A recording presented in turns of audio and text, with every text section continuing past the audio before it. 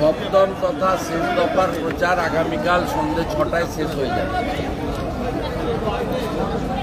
ভাঙড় একটি উত্তপ্ত সন্ত্রাস কবলিত এলাকা বলে পশ্চিমবঙ্গের মানুষ জানে এবং এখানে আগে সিপিআইএমের নেতৃত্বে সন্ত্রাস চলত, নেতৃত্ব দিত রেজ্জাক মোল্লা এবং শকত মোল্লারা।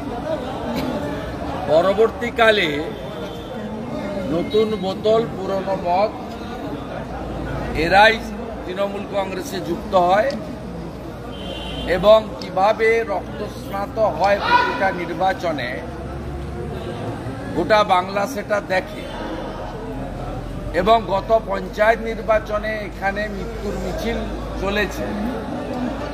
মহামান্য রাজ্যপালকেও বাড়িতে বাড়িতে এসে এখানে ভারতীয় জনতা পার্টির যারা কোর সদস্য বা কোর গ্রুপ আমাদের কারা ভোট দেয় ঢেলে আপনারা জানেন। আমি আর তাদেরকে তারা কারা আর বলতে চাই না, সমঝদার কা তো ইশারাই কাফি। আমরা আমাদের এখানে ৪০-৪৫ হাজার ভোট গত বিধানসভাতেও পেয়েছি।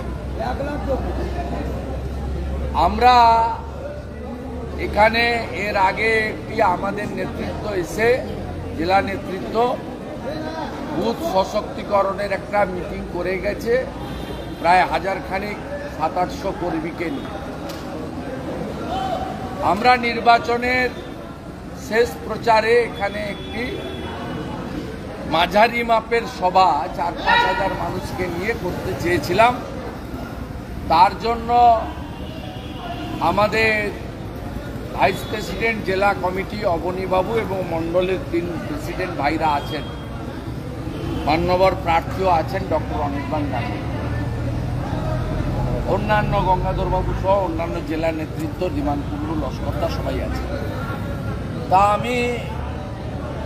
আমরা এখানে প্রোগ্রাম করব,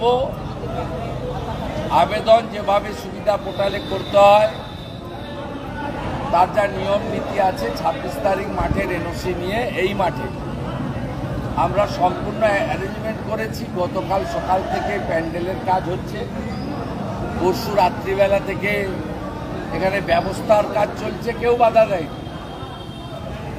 পুলিশ এসে জানতেও চায়নি কাদের প্যান্ডেল কি হবে। আজকে বেলা ১১টার সময় অ্যাপ্লিকেন্টের কাছে এই সভাটা বাতিল বলে যখন আমরা পার্টির সোশ্যাল মিডিয়া গ্রুপে আমার পার্সোনাল প্রোগ্রাম গ্রুপে সব জায়গায় দিয়ে দিয়েছি যে 3 PM আমি এখানে একটা মিটিং অ্যাড্রেস করব ভাঙড়ে, যাতে মানুষ শান্তিপূর্ণভাবে গণতান্ত্রিকভাবে ভোটটা এবারে দিতে পারে। কারণ কোনো বুথে চটি পুলিশ থাকবে না, কেন্দ্রীয় আধা সামরিক বাহিনী থাকবে এবং ওয়েবকাস্টিং ক্যামেরা থাকবে, ভোট দিতে পারে। এবং বিশেষ করে এখানে সনাতনীরা সংখ্যালঘু, তারা যাতে ভয়মুক্ত হয়ে ভোট দিতে পারে, আর রাষ্ট্রবাদী সংখ্যালঘু যারা চোরেদের তাড়াতে চায় তারাও যত এগিয়ে এসে ভোটটা করে। আমরা একটা আবেদন এখানে করতাম, ঘণ্টাখানিকের সভা হতো, জেলা প্রেসিডেন্ট একটু, উনি একটু, আমি একটু বলতাম, এর বেশি কিছু ছিল না। আপনার পুলিশের অবজেকশনটা দেখুন যে তৃণমূলের নাকি ১০০ মিটার দূরে সভা হচ্ছে। আমি তো ওদিক দিয়েও এলাম, আপনারাও এলেন, আবার এদিক দিয়ে ক্যানিংয়ের দিকে যাব। কোনো নাম গন্ধ কিচ্ছু নেই, কোনো নাম গন্ধ কিচ্ছু নেই। কিভাবে আমরা যে কথাটা গত বেশ কিছুদিন ধরে বলছি যে তৃণমূল মাঠে নেই, পুলিশ ভার্সেস বিজেপি লড়াই, সর্বত্র পুলিশ যেন পয়লা ভাইপোর চুরির টাকা থেকে বেতন পায়, আমাদের ট্যাক্সের টাকার বেতন পায় না। আর পুলিশের যেন উপর মহলের বাপমা মরা দায় পড়েছে তৃণমূলকে বাঁচানোর এবং ভোটে জেতান। আপনি দেখুন এখানকার পুলিশের অবজেকশনটা আমরা ইলেকশন কমিশনের কাছে টেক আপ করেছি। ইলেকশন কমিশন বলছেন পুলিশ আপত্তি দিলে ল অ্যান্ড অর্ডারের প্রশ্নে আমাদের কিছু করার নেই, এবং বলছে দেখুন লেখা দেখুন যে 100 মিটারের মধ্যে টিএমসির কর্মসূচি আছে। কোনো মাইকের আওয়াজ পাচ্ছেন, কোনো মাইকের আওয়াজ পাচ্ছেন, চোখে দেখা যাচ্ছে মমতা ব্যানার্জির পুলিশ কত বড় চিটিংবাজ এবং মিথ্যাবাদী। এই ঘটনা প্রমাণ, এবং এরা চেয়েছিল যাতে আমি এটা খবরটা পেয়ে 11টার পরে ডক্টর গাঙ্গুলি আমাকে আর প্রোগ্রাম প্রমুখ এখানে আছেন ধীমান কুণ্ডু, তারা জানিয়ে দিচ্ছেন যে পারমিশন হয়নি। আমরা গ্রামের লোকদেরকে আসতে না বলেছি, স্থানীয় কার্যকর্তা কয়েকশো এখানে ধারে পাশে আছে, কিন্তু আমরা বলেছি কারণ আমরা law abide people, election commission of ইন্ডিয়ার প্রত্যেকটা গাইডলাইন মেনে চলার চেষ্টা করি। এক্ষেত্রেও আমরা এই মঞ্চে উঠে ভাষণ দিতে রাজি না, কিন্তু মাঠের পারমিশন আছে, আমাদের স্কুল দিয়েছে এনওসি খবরই বলছি। আমরা এইখানে আজকে আপনাদের মাধ্যমে সপ্তম পেজের ভোটারদের কাছে জানাতে চাই, সপ্তম পেজের ভোটারদের কাছে জানাতে চাই যে পশ্চিমবাংলার গণতন্ত্র বিপন্ন, বহুদলীয় গণতন্ত্র স্বাধীনতা বিপন্ন, এবং নির্বাচনে যে লেভেল প্লেয়িং ফিল্ড থাকা উচিত সমস্ত রাজনৈতিক দলের, যা বাবা সাহেব আম্বেদকর আমাদের দিয়ে গেছেন সংবিধান, সে সুযোগ পশ্চিমবাংলার ক্ষেত্রে বিশেষ করে বিরোধী মানে বিজেপি, অন্যরা তো বি টিম, সিপিএম তো বি টিম, ওদের কথা না বলেই ভালো, ওদের পারমিশন কোথাও আটকায় না। আমাদের ক্ষেত্রে এই জিনিস করেছে, ওরা ভেবেছিল যে বিরোধী দলনেতা এটা শোনার পরে আসবেন না। জমির মালিকের যেহেতু এনওসি আছে, আমি আজকে সাংবাদিক সম্মেলন করে শেষ ফেজের ভোটার এবং সমগ্র পশ্চিমবঙ্গবাসী তাদের কাছে আবেদন করতে চাই, এর বদলা আপনারা 1 তারিখে শেষ ফেজের ভোটাররা, সপ্তম দফার ভোটাররা ইভিএমে নেন। এবং আমি ভাঙড় সহ এই দক্ষিণ 24 পরগনা এবং উত্তর 24 পরগনার সুন্দরবন এলাকা, বসিরহাট এবং তৎসংলগ্ন যে এলাকা রয়েছে সন্দেশখালী, হিঙ্গলগঞ্জ, হাড়োয়া ইত্যাদি, সকলের কাছে আমার আবেদন, আপনারা নির্ভয়ে ভোটদান করুন। এবারে আরও অতিরিক্ত কেন্দ্রীয় বাহিনী, কেন্দ্রের স্বরাষ্ট্র দপ্তর পাঠানোর ব্যবস্থা করেছে। শুধু যাদবপুর লোকসভা কেন্দ্রে 250-র বেশি কিউআরটি, প্রত্যেকটা গ্রাম পঞ্চায়েতে একজন করে অ্যাসিস্ট্যান্ট কমান্ড্যান্টের নেতৃত্বে 3টে করে কিউআরটি, মানে 27 জন কুইক রেসপন্স টিম থাকছে। সিঙ্গেল বুথে একজন অ্যাসিস্ট্যান্ট কমান্ড্যান্ট এবং 3 জন করে ফোর্স থাকছে, আর ট্রিপল বুথে 8 জন করে প্যারামিলিটারি থাকছে। ভোটের আগের দিন সন্ধ্যে 7টা থেকে রাত্রি 12টা কিউআরটি অ্যাক্টিভ থাকবে। আপনারা স্থানীয় নেতৃত্বকে বুথ নাম্বার, এরিয়া জানিয়ে থ্রেটনিং হলে আপনারা জানাবেন। পোলিং এজেন্ট যারা বসতে চান বৈধভাবে, তাদেরকে আগের দিন রাত্রে নিজের বাড়িতে না থাকার পরামর্শ আমি দিচ্ছি।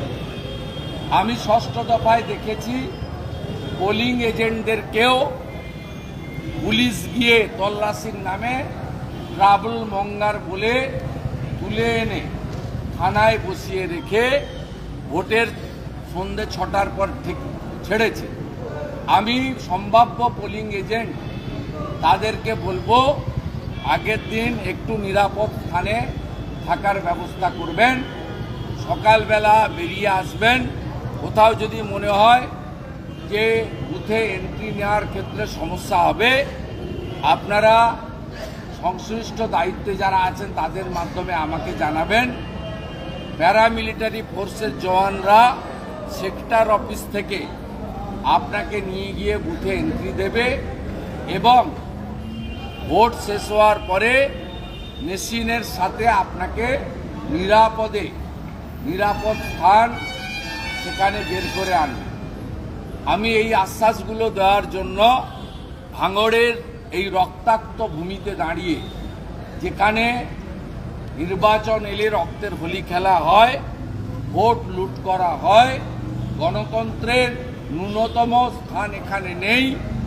আমি কলকাতায় বসে, সল্টলেকে বসে প্রেস কনফারেন্স করতে পারতাম, কিন্তু আমি ভারতীয় জনতা পার্টির একজন ডেডিকেটেড সোলজার, আমার নেতা অমিত শাহজি, আমার আদর্শ নরেন্দ্র মোদীজি শিখিয়েছেন চোখে চোখ রেখে লড়াই করতে এবং সামনাসামনি লড়াই করতে।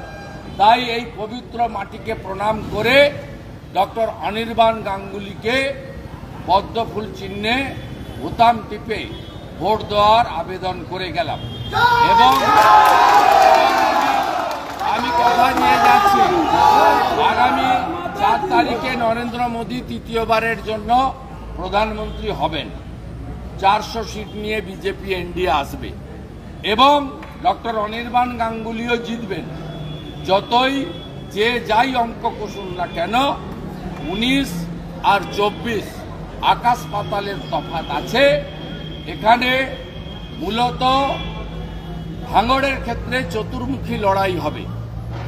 এখানে ভারতীয় জনতা পার্টি তার ভোট অনেক বাড়াবে, এখানে আইএসএফ এরও যথেষ্ট ভোট রয়েছে, এখানে সিপিএমেরও অল্প হলেও কিছু ভোট আছে এবং তোলামূলের কিছু চোর চিটিংবাজরাও এখনো বেঁচে আছে। তারা এখনো শাহজাহান বা কেষ্টর সঙ্গে জেলে যায়নি।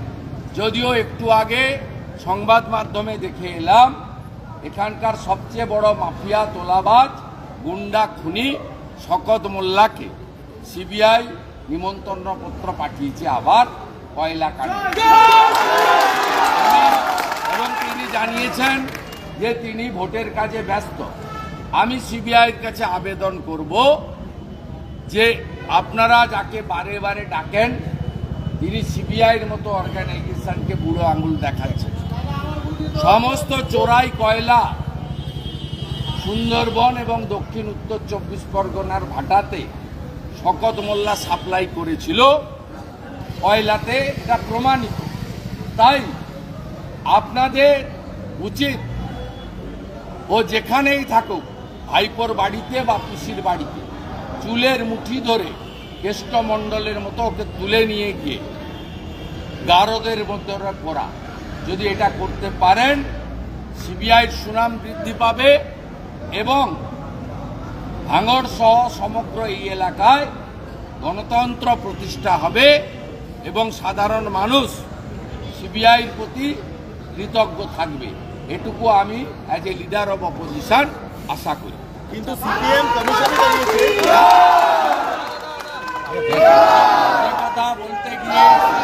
কথা বলতে গিয়ে আমি অন্য প্রসঙ্গ বলে ফেললাম। সেটা হচ্ছে 4 তারিখের পরে এই মাঠে আমরা কৃতজ্ঞতা জ্ঞাপন সমাবেশ করব এবং যদি পুলিশ পারমিশন না দেয়, আদালতের আশ্রয় নিয়ে, অনুমোদন নিয়ে আমরা এই মাঠে সভা করব।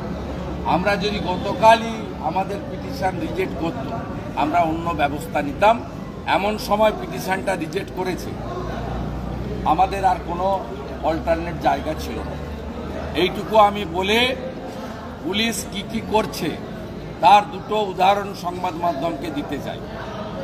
আমাদের মিনাখা থানার আইসি, তিনি তৃণমূলের ব্লক প্রেসিডেন্টের কাছ থেকে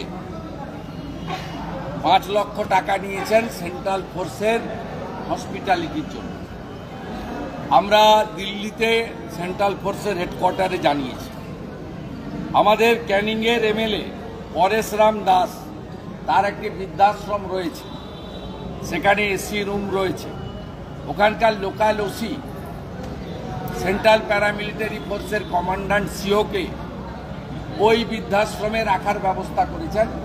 সিওর কোনো দোষ নেই, তিনি একটা পরিষ্কার পরিচ্ছন্ন শোয়ার জায়গা, বাথরুম চেয়েছেন, তাকে পরেশরাম দাসের জায়গা ব্যবস্থা করেছে ওখানকার ওসি। আমরা এটা সর্বোচ্চ স্তরে জানানোর সাথে সাথে তারা ব্যবস্থা নিয়েছেন। বুথ নাম্বার 124, ওয়ার্ড নাম্বার 5, পঞ্চায়েতের মিউনিসিপ্যালিটি টাকি, এখানে টাকি গভর্নমেন্ট হাউস স্কুলে যে প্যারামিলিটারি ফোর্স আছে তাদের কাছে ওখানকার তৃণমূল নেতা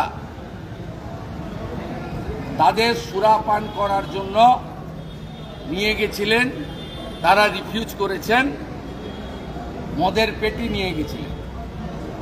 এবারে তৃণমূল জেনে রাখুন, যেখানে যেখানে প্যারামিলিটারি ফোর্সকে আপনারা এসব করতে যাবেন, আমরা কিন্তু সেখানকার তৃণমূলের লোকরাই আমাদের খবর দিচ্ছে, আমরা কমপ্লেন করে ওই প্যারামিলিটারি ফোর্সকে চেঞ্জ করাবো। এবং এটাও খুব আনন্দের যে প্যারামিলিটারি ফোর্সরা অধিকাংশ জায়গায় তৃণমূলের হসপিটালিটি বা এই চুরির পয়সায় তাদের যে আপ্যায়ন তারা রিফিউজ করছে। এটাও আমি আপনাদের মাধ্যমে জানিয়ে গেলাম। গণতন্ত্র রক্ষার লড়াইতে 1 তারিখে এই কেন্দ্রগুলিতে ডু অর ডাই হবে। গণতন্ত্রের ডু অর ডাই, আইন হাতে তুলে নয়।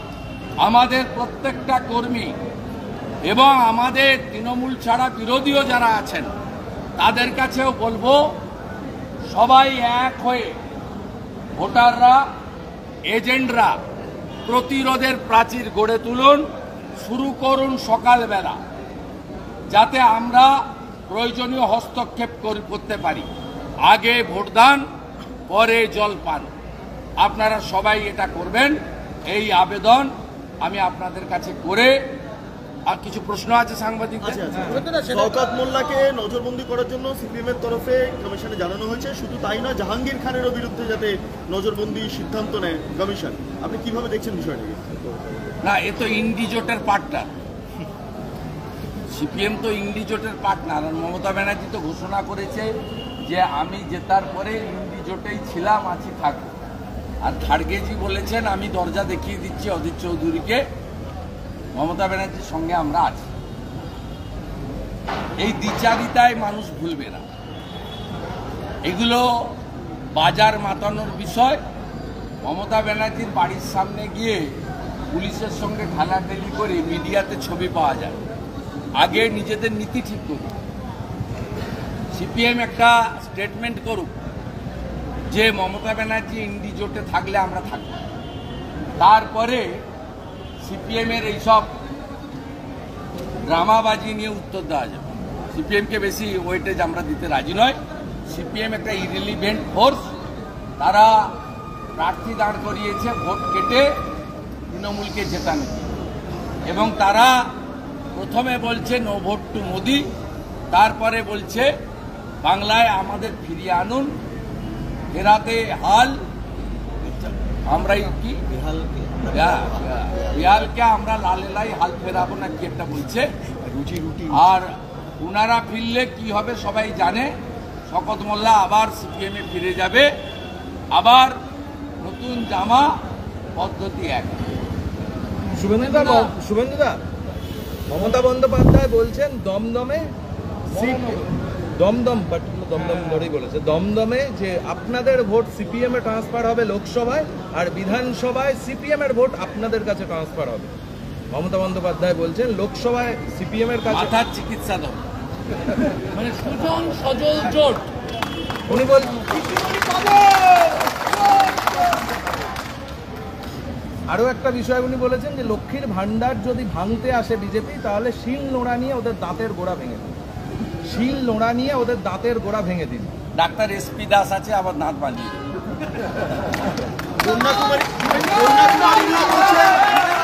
কন্যাকুমারী নিয়ে বলছেন যে মমতা বন্দ্যোপাধ্যায় বলেছেন ভেবেছিলাম কন্যাকুমারী যাব, কিন্তু যাব না, ওটাকে আরএসএস দখল করে নিয়েছে।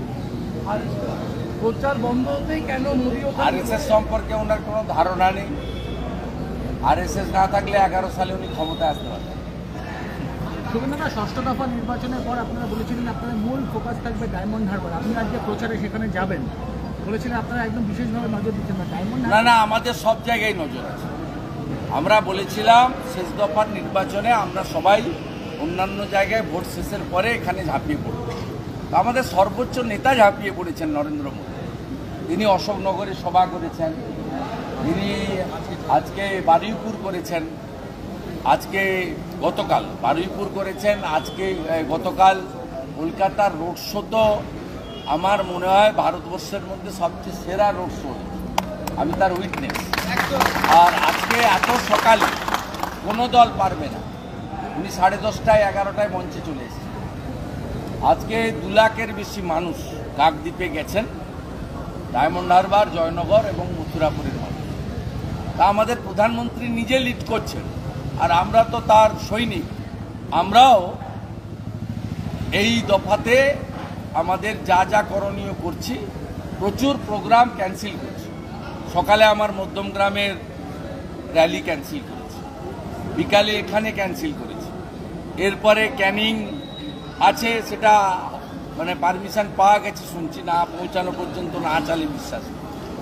শপথবাবু এমএলএ তো ওখানকার, উনি তো ওখানকার মুখ্যমন্ত্রী, উনি বিএলআরও, উনি ওসি, উনি বিডিও, উনি সব, উনি শৌচালয়, উনি সব। আপনার তারপরে আমতলাতে রোড শো আছে, পারমিশন নেওয়া, সেখানেও তৃণমূল কোথাও কোথাও মাইক বাজাচ্ছে। আমরা গরিষ্ঠ মনে শুনছি শওকত মোল্লার সঙ্গে আপনার একটা আন্ডারস্ট্যান্ডিং হয়েছে এই লোকসভা ভোটে। শওকত বাবুর সঙ্গে আপনার একটা আন্ডারস্ট্যান্ডিং হয়েছে, আপনি ক্যানিংয়ের জনসভা থেকে শওকত মোল্লার নামে একবারও করলেন না, মোটর থেকে বিজেপি কর্মীদের মারধর হলো কোথায় ক্যানিংয়ের? ক্যানিংয়ের জনসভায়। আপনি কোন চ্যানেল বলুন? আমি পোর্টাল। হ্যাঁ, পোর্টাল। এসব কথা অন্য জায়গায় বলবেন, পাবলিককে জিজ্ঞেস করে নেবেন। আমি যাদেরকে প্যাকেট করবে বলি, প্যাকেট হয় তারা। আমি আপনাকে বলছি, সন্দেশখালীর ডাক্তার সিরাজ দিলীপ মল্লিক, ডাকির ফারুক, হিঙ্গলগঞ্জে মেহেদি হাসান, বাসন্তীর রাজা গাজী, মিনাখার আয়ুব গাজী, ঠিক আছে, ক্যানিং জীবনতলার শকত আর পরেশরাম দাস, ফলতার জাহাঙ্গীর, ডায়মন্ড হারবারের গৌতম অধিকারী শামীম। আপনি নিশ্চিন্ত থাকুন, হাড়োয়ার খালেক, আপনি নিশ্চিন্ত থাকুন, এরা তালিকায় আছে, এদের পরিণতি কোথায় কি হয় আপনি শুধু দেখতে থাকুন। আমি বলেছিলাম যা যা হয়েছে, এদের পাপের ফল ভুগতে হবে। যারা মানুষের উপর অত্যাচার করে, যারা মহিলাদের সম্ভ্রম ইজ্জত লুণ্ঠন করে, যাদের মানুষকে হকের অধিকার দেয় না, তাদের বিরুদ্ধে ভারতীয় জনতা পার্টির সর্বাত্মক লড়াই থাকবে। আর আমি রাজ্যের নো সেটিং অপোজিশন, এটা আমার নিজের মুখে বলার দরকার নেই। সূর্য মিশ্রকে লোক দেখেছে, কংগ্রেসের অপোজিশন লিডার দেখছে, আজকে বিজেপির অপোজিশন লিডারও লোক দেখছে। তাই এই সার্টিফিকেট আপনাদের কারোর কাছ থেকে আমার নেওয়া দরকার। বলা হচ্ছে যে নরেন্দ্র মোদী সভা করতে কে দিল না ভাই? সভা তো আমি করছি, মঞ্চে না উঠে করছি। আমি কর্মসূচি করছি, কর্মসূচি অনেকভাবে হয়, জনসংযোগে হয়, মিছিলে হয়, বক্তৃতাতে হয়, সাংবাদিক সম্মেলনে হয়, চা চক্রে হয়। আমি আপনাদেরকে ছেড়ে, বা আপনারাও থাকতে পারেন, আমি আমার কর্মীদের সঙ্গে মিলিত হয়ে যারা ভোটটা করবে, এখানে বুথ সভাপতি, শক্তি কেন্দ্র প্রমুখ, মণ্ডল, মোর্চার নেতারা সবাই আছে, মায়েরা, দিদিরা, বোনেরা আছে। আমি এদের সঙ্গে দেখা করে গেলাম, ওরা ভেবেছিল ক্যান্সেল 11টায় করেছি, এলওপির কাছে খবর যাবে, আমি প্রোটেক্টিও আছি, আমার কাছে খবর যাবে, আমি অন্য রাস্তা ধরে চলে যাব। আমি সে পাত্র নই।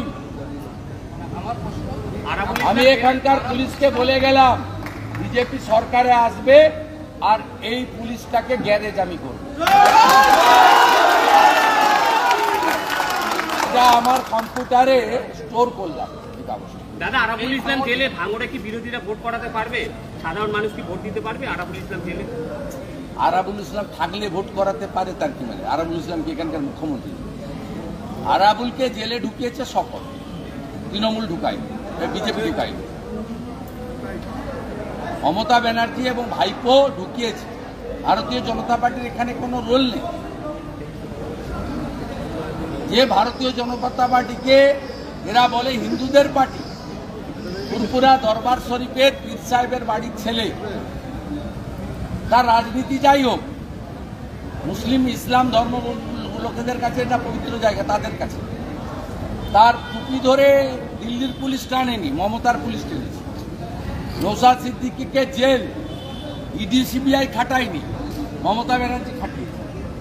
অতএব আরাবুল ইসলাম জেলে থাকলেও কি বাইরে থাকলেও আমাদের কাছে বিচার্য বিষয় নয়। ভাঙড়ের সব ভোট বিজেপি পাবে এটাও আমি বলি না, কিন্তু ভাঙড়ের মানুষ এবারে ভোট দিতে পারবে। যে ব্যবস্থা ইলেকশন কমিশন করেছে এটুকু আমি বলতে পারি। আমি বিজেপি কার্যকর্তা এবং অন্যান্য সমস্ত রাজনৈতিক দল তৃণমূল ছাড়া অনুরোধ করব, আপনারা এজেন্ট দেন।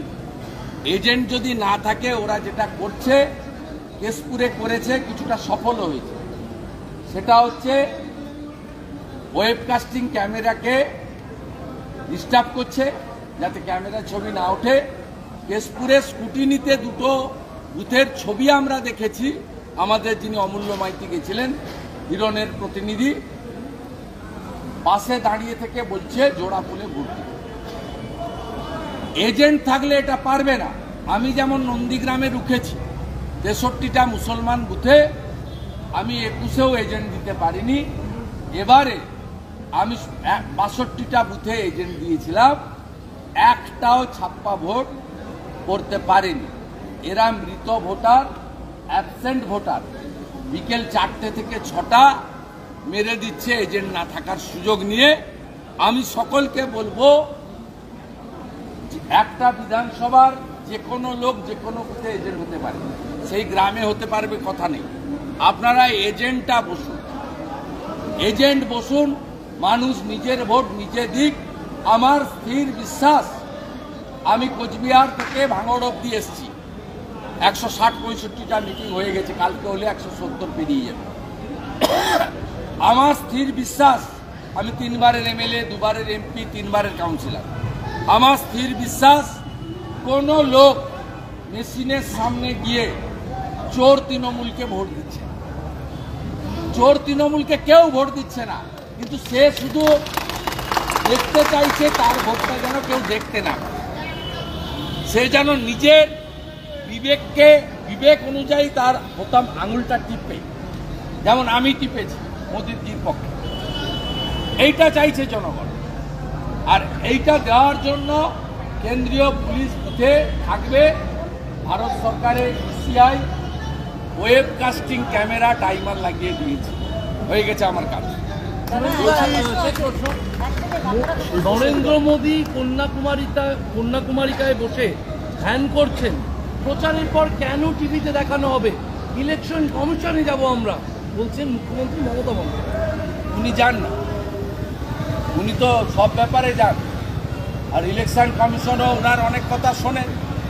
উনি সন্দেশখালী, উনি ওনার ভাইপো, ওই শিডিউল কাস্ট মেয়েগুলোর রেট ঠিক করতে পারেন। আর অভিজিৎ গাঙ্গুলি তার প্রতিবাদ করলে তাকে সেন্সার করা হবে। উনি যেখানে পারেন না যান না, উনি যেখানে পারে যান, যেখানে পারেন যান। কে আপত্তি করেছে? নর্দমাতেও যেতে পারেন, গঙ্গাতেও যেতে পারেন, কেউ আপত্তি করে। শুভেন্দুদা, গতকালকে নরেন্দ্র মোদী সবসময় বামপন্থীরা বলে আসে কর্পোরেটাইজেশন, সাংঘাতিকভাবে কর্পোরেট দেশকে বিক্রি করছে, অথচ যাদবপুর লোকসভা কেন্দ্রে যিনি দাঁড়িয়েছেন বাম যিনি সৃজন ভট্টাচার্য, তার আমরা এফিডেভিটে দেখেছি যে প্রচুর টাকা মিউচুয়াল ফান্ডে দিয়েছেন, সেটা এইচডিএফসি ব্যাংকে। তো এটা কি আপনার কোথাও দ্বিচারিতা মনে হয়? দ্বিচারিতা ছাড়া আবার কি? দ্বিচারিতা ছাড়া আবার কি?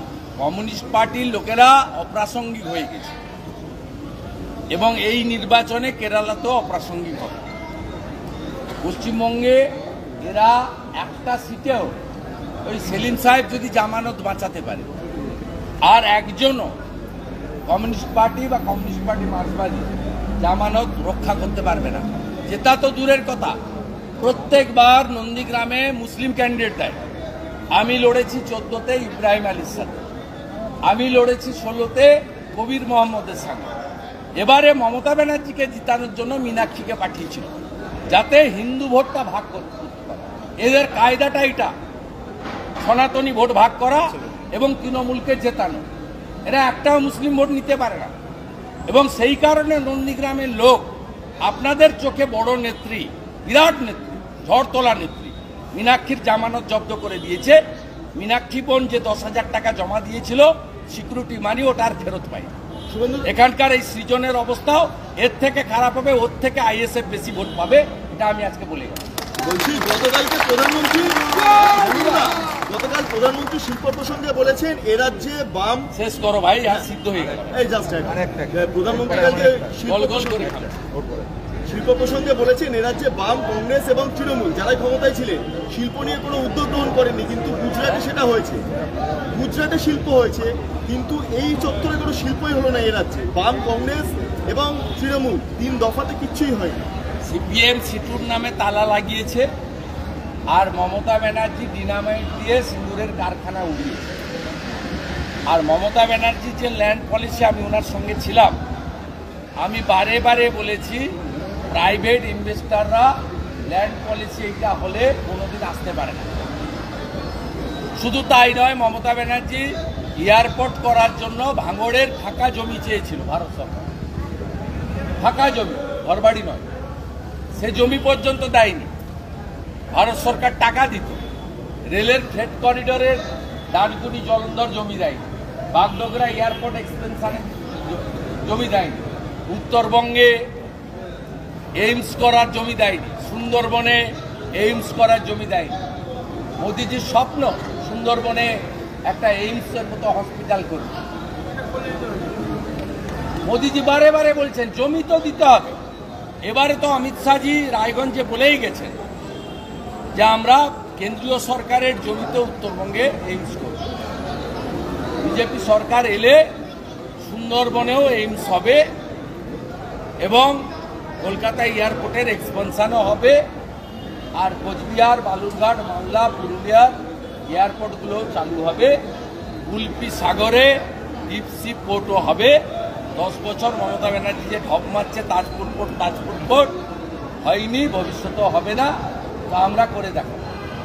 আমাদের আনতে হবে জনগণ, ডবল ইঞ্জিনকে আনতে হবে। অভিষেক বন্দ্যোপাধ্যায় বলছেন এই যে 33টা আসনে ভোট হয়েছে তার মধ্যে তারা 23টা পাবেনি, 23টা আসন তারা। ওর কথা আপনাদের চ্যানেল গুরুত্ব দেয়। এই ভদ্রলোক কি বলেছিল আমি বলছি।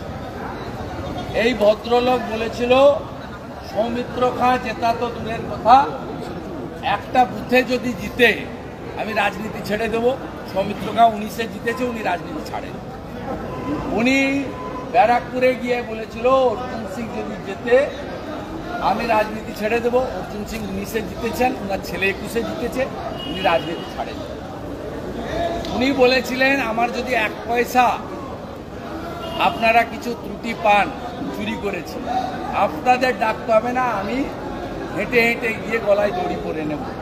আমি গলায় দড়ি পরতে বলছি না, তা আমি বলছি পশ্চিমবাংলার একমাত্র প্রার্থী যাকে সুপ্রিম কোর্ট থেকে রক্ষা কবচ নিয়ে ভোটে লড়তে হচ্ছে, 10ই জুন পর্যন্ত রক্ষা কবচ নিয়ে এই প্রার্থী ঘুরে বেড়াচ্ছে আর জ্ঞান দিচ্ছে। আর আপনাদের চ্যানেলগুলো চ্যানেলের উচ্চতাটাকে নিচে নামিয়ে তাকে লাইভ করে যাচ্ছেন সারাক্ষণ ধরে যে একটা প্রার্থী টেন্টে, তিনি সুপ্রিম কোর্টের রক্ষা কবচ নিয়ে তার রাজনৈতিক কাজ করছে।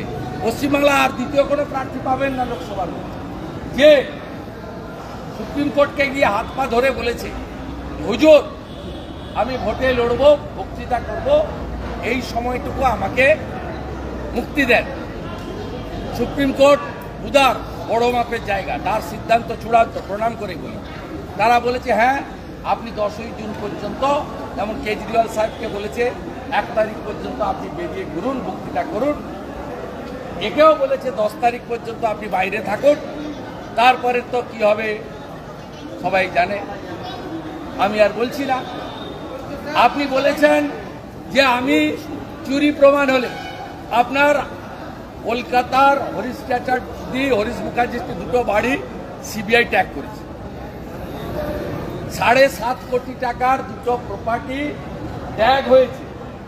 পিএমএলএতে আপনি এস্টাবলিশড, আপনি মানি লন্ডারিং করেছেন।